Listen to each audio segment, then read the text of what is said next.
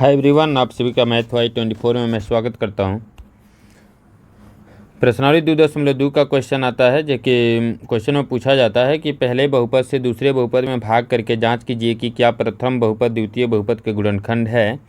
तो अगर इस तरीके के क्वेश्चन आपके क्वेश्चन अगर मौजूद हो, हालांकि इसको 2.3 में बिहार बोर्ड के क्लास 10th के मैथ में ये क्वेश्चन मौजूद है। और इस क्वेश्चन को कैसे हम लोग सॉल्व करते हैं, इस क्वेश्चन में सबसे अहम चीज़ होती है कि आप भाजक से या भाज्य में जब आप डिवाइड करते हैं तो डिवाइड करने के बाद यदि रिमाइंडर यानी शेष अगर 0 आ जाता है तो प्रथम बहुपद द्वितीय बहुपद का गुणनखंड है। मतलब कि आपका जो भाजक होता है वह भाज्य का गुणनखंड है। अगर नहीं आएगा 0 तो वह भाज्य का गुणनखंड नहीं है।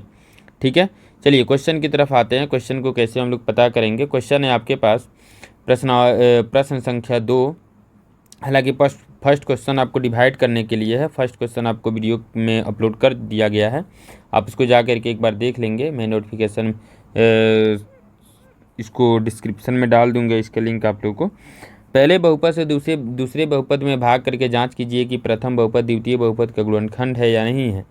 तो देखिए, एक बहुपद आपके पास यहाँ मौजूद है, एक बहुपद है आपका यहाँ पर जो कि t² - 3 है, और सेकेंड बहुपद है 2t⁴ + 3t³ -2t² - 9t - 12। अब इस सवाल को हम लोग कैसे बनाएंगे, हम लोग पता करेंगे क्या ये t² - 3 2t⁴ यानी अधिकतम घात 4 वाला का बहुपद का गुणनखंड है या नहीं है। तो हम लोग इसको हल करते हैं। जब हल करेंगे तो हल की कंडीशन में देखिए इसका रूल क्या होता है कि हम लोग डिवाइड करेंगे, डिवाइड करने के बाद यदि 0 आ जाएगा तो प्रथम बहुपद द्वितीय बहुपद का गुणनखंड है, और नहीं आएगा तो प्रथम बहुपद द्वितीय बहुपद का गुणनखंड नहीं है। हम क्या करते हैं, t² - 3 इसको डिवाइड करते हैं 2t⁴ अब प्लस 3t³ -2t² - 9t - 12।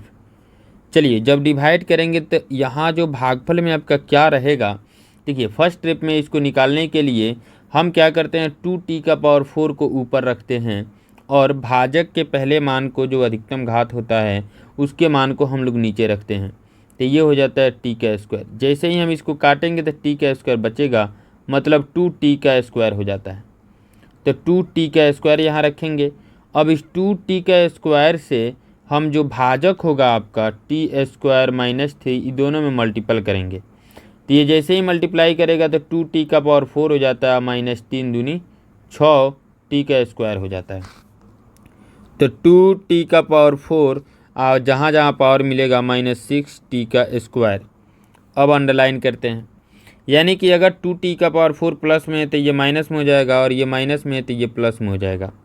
यानी कि ये वाला आपका जो है कट गया। उसके बाद आ जाता है 3t² क्यों, और ये 6t² प्लस में है, -2t² माइनस में है। तो आप 6 अधिक अंक प्लस में है, मतलब प्लस और माइनस माइनस होता है। तो 6t² में से 2t² को जैसे ही आप माइनस करेंगे तो इसका आंसर गिरेगा आपको 4t², यानी प्लस 4t²। अब माइनस में हो जाता है 9t, और फिर माइनस हो जाता है 12। जो काम मैंने फर्स्ट स्टेप में किया वही काम हम सेकेंड स्टेप फिर करेंगे। किस तरीके से, तो फिर इसके पहला मान आपके पास है 3t³, और जो भाजक का पहला मान है t² से जब काटेंगे इसको 1t बचेगा, मतलब 3t बच गया। अब 3t से हम क्या करते हैं, t² - 3 से मल्टीप्लाई करेंगे। जैसे ही इसे मल्टीप्लाई करेंगे 3 × 1 = 3 है, t2 और t1 से मल्टीप्लाई होगा तो 3t³ हो जाता है, प्लस माइनस माइनस 3 3 × 9t हो जाता है। यहाँ पर आते हैं तो 3t³ हो जाता है, अब माइनस में हो जाता है 9t। चलिए, प्लस है तो माइनस हो जाता है, माइनस है तो प्लस, ये कट गया। 4t² और 9t भी आपका कट जाएगा, क्योंकि एक प्लस में और एक माइनस में है। अब बराबर माइनस में हो जाता है आपका 12। यानी कि जो आपने यहाँ पर 3t लाया था उस 3t को यहाँ पे उतार देंगे, जो जब आप यूज करेंगे डिवाइड करने के लिए। फिर आपको करना है का वही क्रिया जो अभी मैंने आपको समझाया। फिर थर्ड स्टेप में भी वही करेंगे। थर्ड स्टेप में भी मेरा वही होगा कि इसके पहला मान को हम लोग ऊपर रखेंगे 4t², अब बाई में इसका जो भाजक का जो पहला मान है t², इस t² को नीचे रखेंगे और काट के देखेंगे यानी आपका बचता है 4। यहाँ 4 उतार देंगे, 4 से फिर क्या करेंगे, भाजक में मल्टीप्लाई करेंगे t² माइनस 3 में। जैसे ही मल्टीप्लाई करेंगे तो 4t² माइनस 4 3 या 12, यानी ये हो जाता है 4t² माइनस 4 3 या 12। प्लस है तो माइनस हो गया, माइनस है तो प्लस हो गया, ये कट गया, यानी आपका आ जाता है 0। अब इसका शेषफल यदि 0 आ गया तो ये साफ साफ सवाल कहेगा कि हाँ, जवाब मेरा रहेगा हाँ, प्रथम बहुपद द्वितीय बहुपद का गुणनखंड है। मतलब r बराबर आपका हो जाता है 0। इसलिए तो हम क्या करते हैं कि प्रथम बहुपद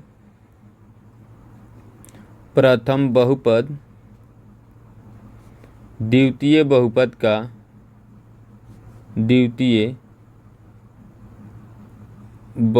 का गुणनखंड है। ठीक है। ऐसे ही एक और क्वेश्चन आपको मैं समझा रहा हूँ कि वह जो है प्रथम बहुपद द्वितीय बहुपद का गुणनखंड नहीं होगा। देखिए क्वेश्चन की तरफ आते हैं आगे।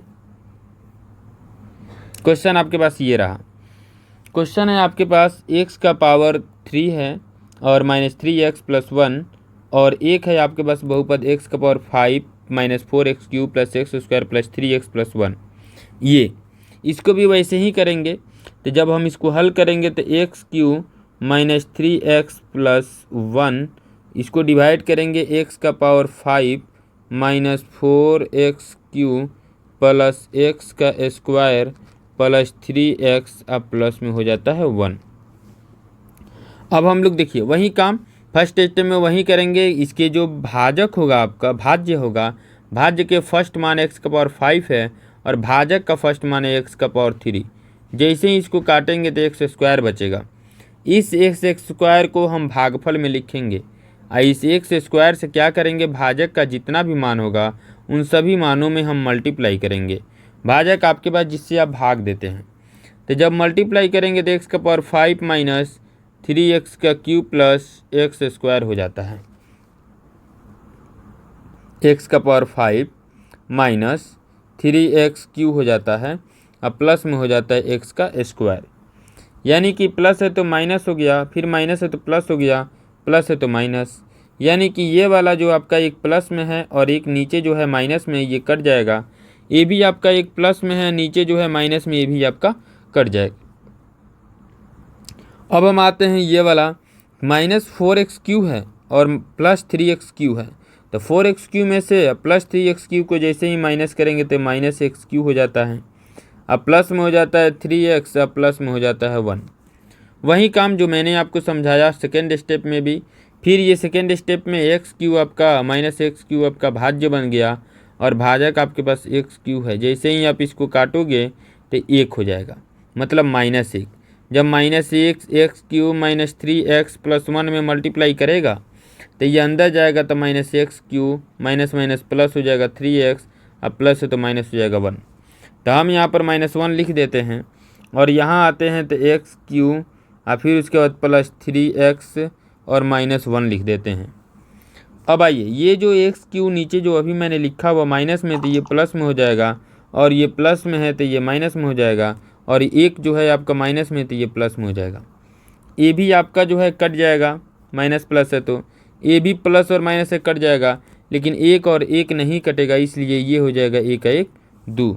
मतलब कि जो आपका rx का मान आया, rx का मान जो आया आपका 2 आया, यानी कि शेषफल 0 के बराबर नहीं है, मतलब 0 नहीं आया। तो आपका जवाब होगा नहीं। प्रथम